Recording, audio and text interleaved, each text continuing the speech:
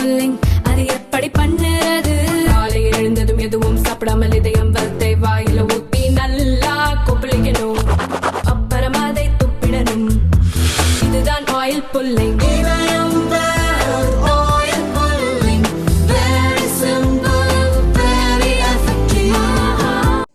அமெரிக்காவின் பிரபல அரசியல் விமர்சகரும் பத்திரிகையாளருமான டக்கர் கார்ல்சன் திடுக்கிடும் சதித்திட்டம் பற்றிய தகவலை வெளியிட்டு உலகை பரபரக்க வைத்துள்ளார். டக்கர் கார்ல்சன் அரசியல் விமர்சகர் மட்டுமல்ல, உலக அளவில் நடக்கும் சதிகளையும் அம்பலப்படுத்தி வருபவர். தி டக்கர் கார்ல்சன் ஷோ என்ற பாட்காஸ்டில் பத்திரிகையாளருடன் அவர் உரையாடினார்.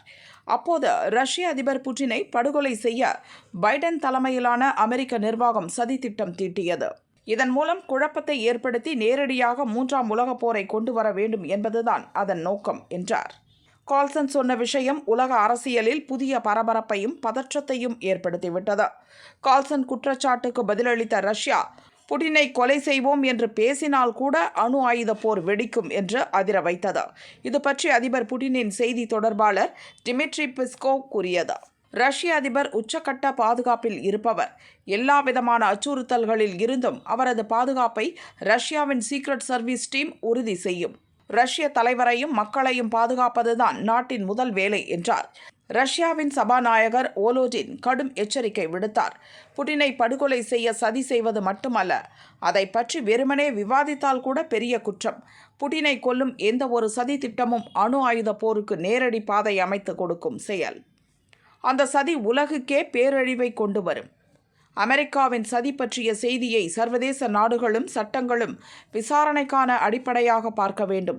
இப்படித்தான் ஹங்கேரி பிரதமர் விக்டர் ஓர்பன் ஸ்லோவாக் பிரதமர் ராபர்ட் ஃபிகோவை தாக்க முயற்சி நடந்தது. அமெரிக்க அதிபர் தேர்தலின் போது ட்ரம்பையே படுகொலை செய்ய பார்த்தார்கள். இப்போது புட்டின் பெயர் அடிபடுகிறது. இதையெல்லாம் சதியின் சங்கிலி தொடராகத்தான் உலக நாடுகள் பார்க்க வேண்டும். சதியை முறியடிக்க ரஷ்ய உளவு பிரிவு வீரர்கள் தீவிரமாக செயல்பட வேண்டும் என்று ஓலோடின் கூறினார்.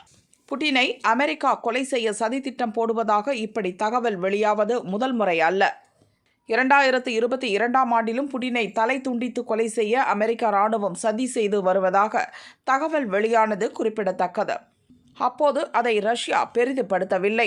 இதெல்லாம் மாயையான செய்தி என்று தட்டிவிட்டது.